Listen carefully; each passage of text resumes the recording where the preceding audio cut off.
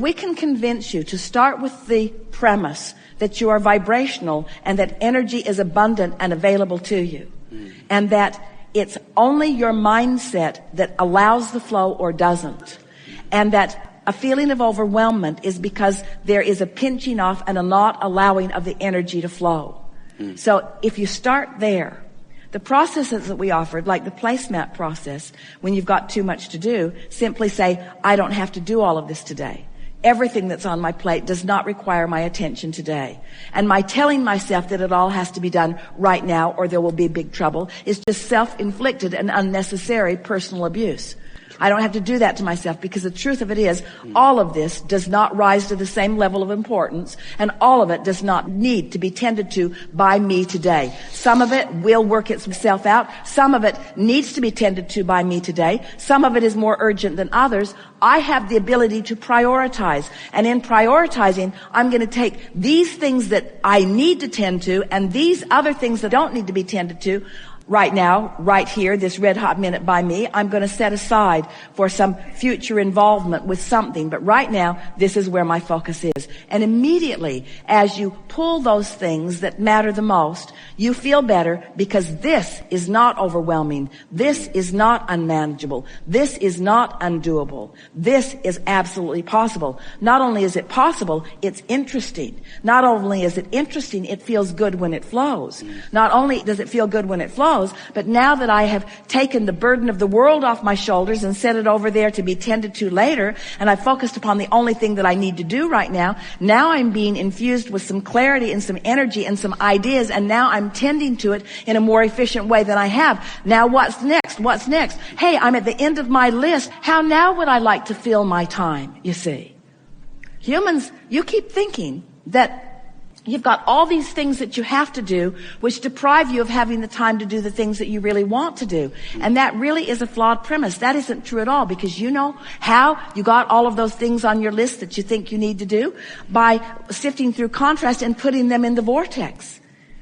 When you are tuned into this powerful energy, you never have the feeling that you have too much to do. You are empowered by the flow of it. If you could see yourselves as conduits or vessels through which this energy is flowing, and see the energy as flowing rather than getting balled up, that's what the feeling of overwhelmment is. It's energy that you've summoned that you're not allowing to flow.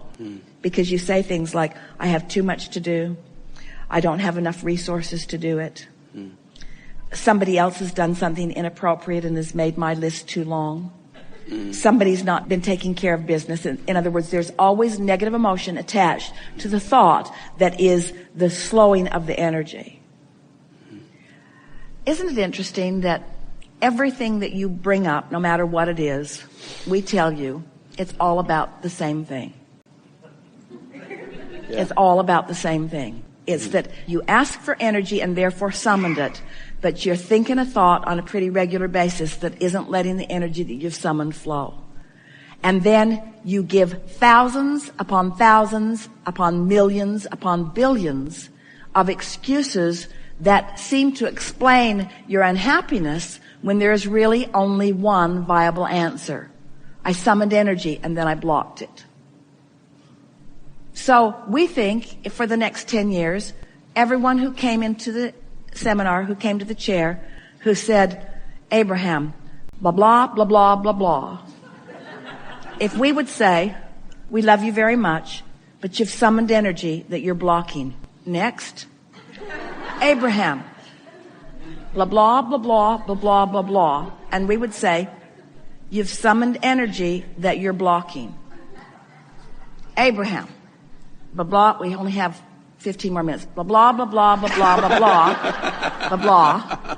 You've summoned energy that you're blocking. And after a while, someone would say, how do I know that I've summoned energy that I'm blocking? And we would say, blah, blah, blah. No, we would say, because you feel negative emotion. Because if you hadn't summoned energy that you're blocking, you wouldn't feel any negative emotion. Well, how would I know that I've summoned energy that I'm not blocking? Well, you'd feel positive emotion. Is there anything else that you want to tell me, Abraham? No. that's it. That's the whole thing. Life causes you to summon, and if you don't block it, you'll have fun. Seems like there should be more. We know it seems like it, but there isn't. You can apply it endlessly. You can apply it to relationships. You can apply it to money. You can apply it to real estate. You can apply it to genius. You can apply it to everything, but that's all there is. You've been listening to us talking all day about the balancing of energy. Yes. And it's easy to understand in and out, in and out, in and out. In other words, focusing on something which attracts the energy to flow toward it. Mm-hmm. So the thing that hinders most people is a shortage awareness.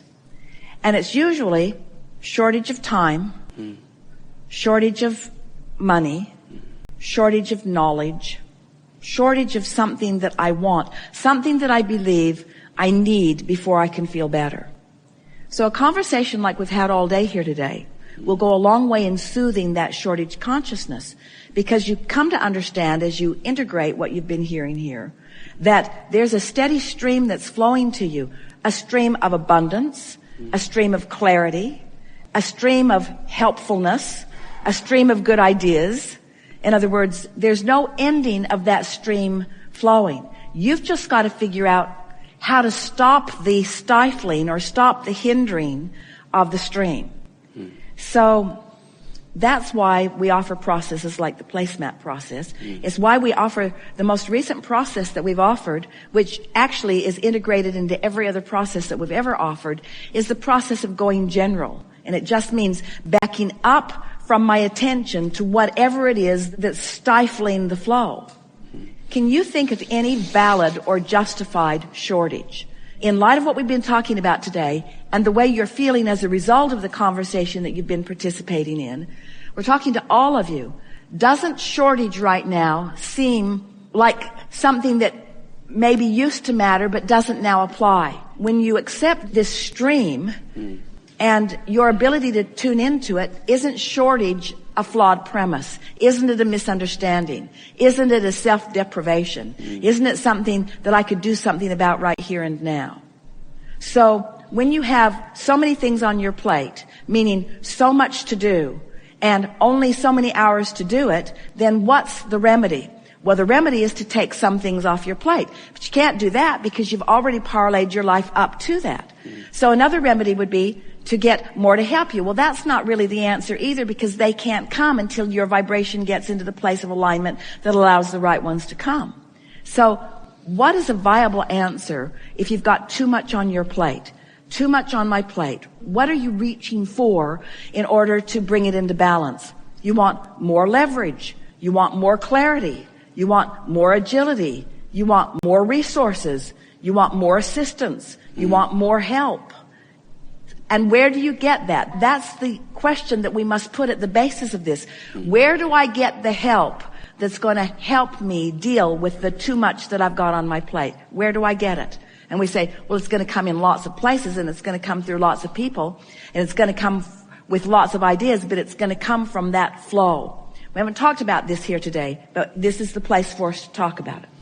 So life causes you to put into your vortex all of the things that you want. And then they start flowing and you get too much on your plate because you want them before you're up to speed with them. We had a sort of conversation about that with our friend earlier about that. When your desire is really, really strong, you'll summon stuff. But when your desire is strong and you're not in alignment with that desire, the stuff you summon is a bumpy ride. So you really don't want to fill your plate up when you're out of balance. But what do you do when you've already got a plate that's filled up that's out of balance? What do you do when your pool already has algae in it? Do you just roll up and die? Do you just withdraw from life experience? Or do you move forward towards some solution? We have enjoyed this interaction a lot. It has been a leading edge conversation where a lot of you have come into a new place of understanding. You feel like you've got something that you can go home with and apply?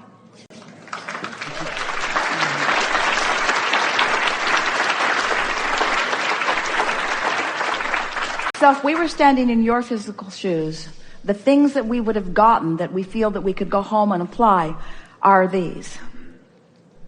I can control the way I feel regardless of what's going on, and I seek to do that because the way I feel is everything. My emotions let me know my relationship with everything that I want. And when I control my emotion, I control my relationship with everything that I want. There is no other factor that exists anywhere in my time-space reality or elsewhere that affects the way things come to me or don't. I am singularly responsible and singularly in control of everything that happens in my experience. I have the ability to look at what is in a way that doesn't please me, or I have the ability to look at what is in a way that does please me. Whether I'm focused, past, present, or future, I'm doing it all right now. And my relationship with the opinion of my source on those same subjects is active within me right now and giving me feedback. When I feel exhilaration, I am in complete harmony with the opinion of my source. And the opinion of my source is what? What is the opinion of my source? What is it that source is really reaching for with me? What does source most want relative to me? Source wants me to be the recipient of everything that I've been asking for. And source is so determined that I will have that success, that source never strays from an understanding or from a focus upon exactly what I am wanting. So much so that my emotion lets me know when someone has strayed. And every single time it's me. And I know what to do about it now. Go general. The more specific I get, the more I stray.